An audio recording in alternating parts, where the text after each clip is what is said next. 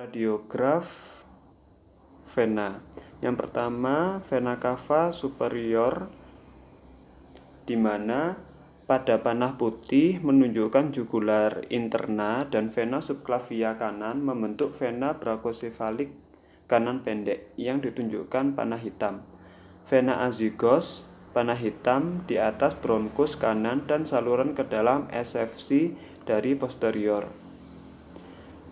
Panah putih juga menunjukkan mamaria interna yang mengalir ke vena cava kranial.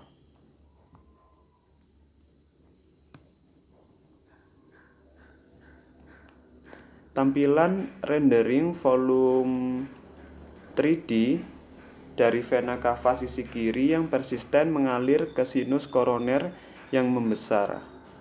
Kemudian, anatomi vena pulmonal terlihat dari pandangan posterior kiri, di mana vena paru inferior dan superior terlihat di kiri dan kanan.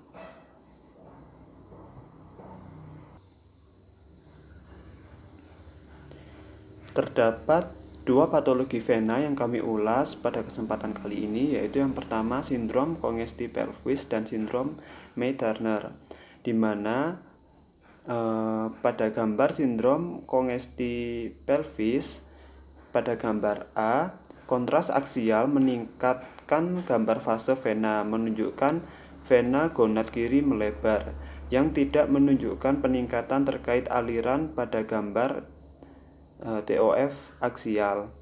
Temuan ini menunjukkan adanya aliran atau reflux retrograd di sebelah kiri vena gonad. Lebih lanjut, dikonfirmasi pada angiogram fase arteri yang ditunjukkan oleh gambar C, yang menunjukkan peningkatan dalam vena gonad kiri sebelum iliak. Kemungkinan karena reflux dari vena ginjal kiri pada gambar proyeksi intensitas maksimum koronal.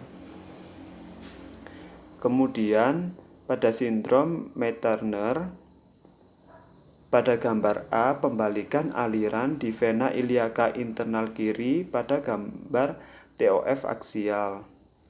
Kemudian, pada gambar B, lebih dari 50% kompresi lumen vena iliaka komunis kiri oleh arteri iliaka komunis kanan.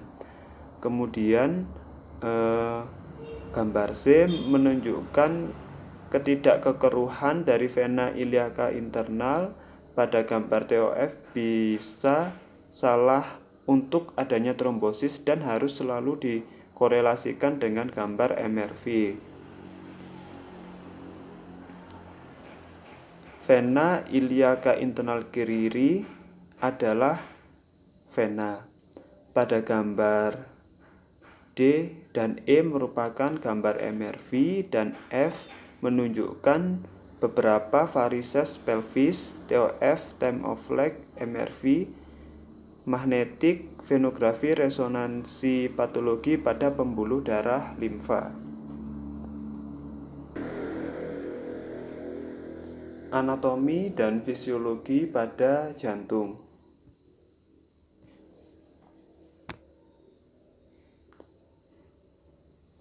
Di mana jantung terletak di rongga toraks atau dada sekitar garis tengah antara sternum dan vertebra. Bagian depan dibatasi oleh sternum dan koste 3, 4, dan 5. Hampir 2/3 bagian jantung terletak di sebelah kiri garis median sternum. Jantung terletak di atas diafragma, miring ke depan bagian kiri, dan apex cordis berada paling depan dalam rongga toraks. Apex cordis dapat diraba pada ruang interkostal 4 hingga 5 dekat garis medioklavikular kiri. Batas kranial jantung dibentuk oleh aorta ascendens, arteri pulmonalis, dan vena cava superior. Pada usia dewasa, rata-rata panjang jantung berkisar 12 cm dengan lebar 9 cm, dengan berat kurang lebih 300-400 gram.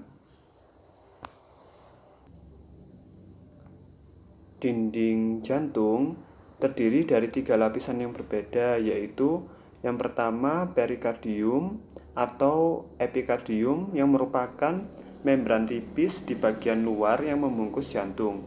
Terdiri dari dua lapisan, yaitu perikardium fibrosum atau visceral dan perikardium serosum atau parietal. Kemudian terdapat lapisan miokardium yang merupakan lapisan tengah yang terdiri dari otot jantung yang membentuk sebagian besar dinding jantung. Kemudian lapisan dalam disebut dengan endokardium yang merupakan suatu jaringan epitel unik yang melapisi bagian dalam seluruh sistem sirkulasi. Pada perikardium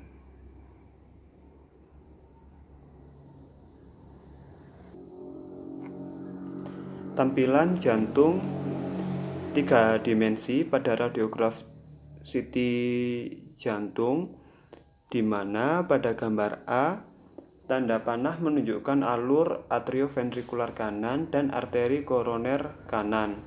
Pada gambar B, GFC atau Great Cardiac Vein dan vena intraventrikular posterior pada aspek jantung yang inferior. Pada panah dalam yang B, arteri koroner kanan atau RCA bercabang sedikit proksimal dari inti jantung. LA adalah atrium kiri, RA adalah rek atrium atau atrium kanan, AO adalah aorta, PV adalah vena pulmonari, PA adalah arteri pulmonari, D1 adalah cabang diagonal yang pertama, RV adalah rek ventricle atau ventricle kanan, LAD adalah left anterior descending coronary artery, LV adalah ventricle kiri, CS adalah sinus koroner. Anatomi aksial jantung pada CT pada arah kraniokaudal, di mana visualisasi dimulai di atas asal koroner arteri dan menampilkan aorta ascendens dan arteri paru. LAD melewati antara batang paru-paru dan atrium kiri dan mengikuti alur interventrikular anterior yang ditunjukkan oleh panah putih kecil di B dan C ke puncak. Kemudian panah putih di E merupakan crista terminalis yang terlihat di kanan atrium. Panah hitam di G merupakan punggung kecil di lubang sinus koroner yang menandai katup. Kemudian H merupakan visualisasi irisan di puncak jantung mengungkapkan segmen distal dari RCA.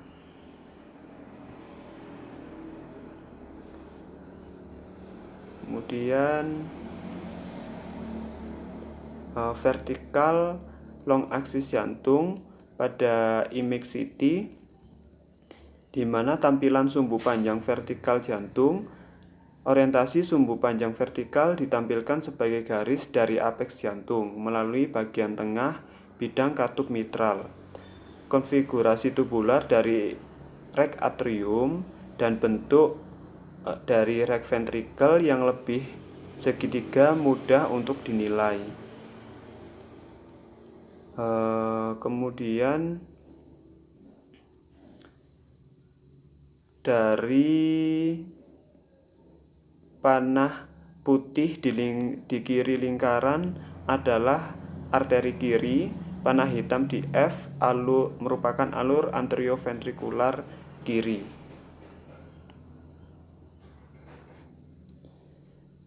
Horizontal long axis jantung pada image CT, di mana orientasi sumbu horizontal Orientasi sumbu horizontal long axis jantung seperti dari tampilan dari vertikal long axis.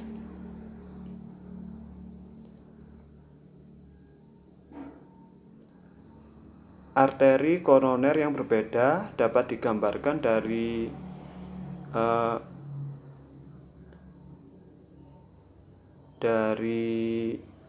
LAD dan RAC.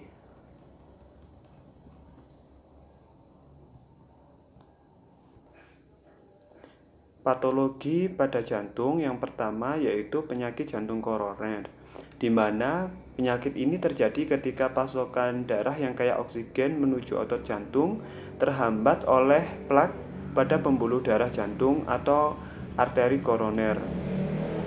Kemudian aritmia. Aritmia merupakan gangguan yang terjadi pada irama jantung.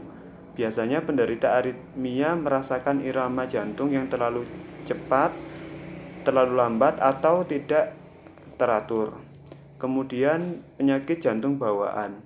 Penyakit jantung bawaan atau congenital heart disease adalah kelainan pada struktur jantung yang dialami sejak lahir. Kondisi ini dapat mengakibatkan gangguan pada aliran darah dari dan ke jantung, baik yang tergolong ringan maupun kompleks, sehingga berpotensi membahayakan nyawa.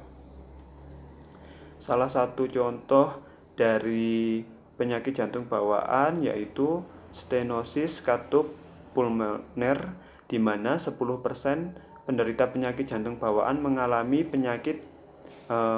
penyempitan pada katup pulmoner yang berfungsi sebagai pengontrol aliran darah dari jantung kanan menuju paru-paru. Kemudian kardiomiopati, di mana kardiomiopati adalah penyakit yang berhubungan dengan miokardium atau otot jantung, di mana terdapat kelainan pada otot jantung secara struktur dan fungsi tanpa adanya penyakit jantung koroner, hipertensi, atau kelainan katup jantung. Kemudian infeksi jantung atau biasa disebut endokarditis adalah infeksi pada endokardium, yaitu lapisan dalam jantung. Kondisi ini umumnya disebabkan oleh masuknya bakteri ke aliran darah. Dan penyakit katup jantung adalah penyakit yang muncul akibat adanya kelainan atau gangguan pada salah satu atau lebih dari keempat katup jantung. Sekian presentasi dari saya. Untuk presentasi mengenai arteri dan darah akan disampaikan oleh Sista Lokatara. Terima kasih. Wassalamualaikum warahmatullahi wabarakatuh.